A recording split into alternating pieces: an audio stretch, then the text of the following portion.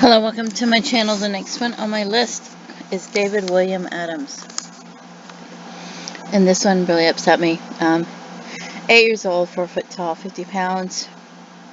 Issaquah, Washington. Brown hair, blue eyes. He was last seen in Issaquah, Washington, May 3rd, 1968. He took the bus after school to his family's home. They lived on Southeast Tiger Mountain Road. They moved just in the house just 2 months earlier. He went to a friend's house to play. He was due home for dinner at 5 p.m. He called his mother, asked to stay for a little longer, and she told him, "Get your butt home." So he set off on a local trail that was a shortcut home. He took a shortcut. After 15 minutes, his mother called his friend and said, "Hey, where is he?" And they said, "Well, he's not here. He left already." But he never made it there. So the authorities thought maybe he fell down a mine shaft or he was attacked by a cougar, but they now believe he was abducted. In 2009, this was 1968. In 2009, they announced they were looking at a former neighbor as a possible suspect. He was 20 years old in 1968. They believe he was the last person to see David before his disappearance. Tracker dogs traced the child sent to the man's home, and investigators stated he was very evasive during questioning, doesn't have a convincing alibi, and failed a polygraph. They didn't search his home. They didn't arrest him. They didn't hold him for time for questioning.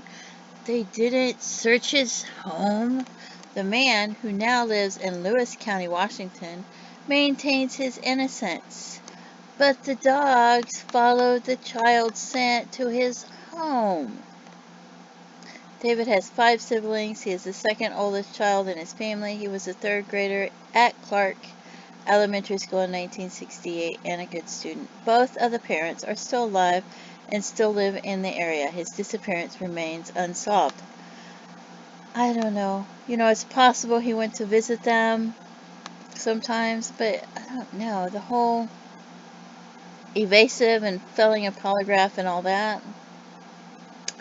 And the dogs following his scent there is one thing. Okay, could have been visiting. But he's evasive. And he fails a polygraph. And they didn't search the home. It really bothers me, Anyway, they've never found his body, so they're looking for a John Doe or his remains, or what happened to his remains. This was 1968, and he was 20 years old, if that's the person who killed him.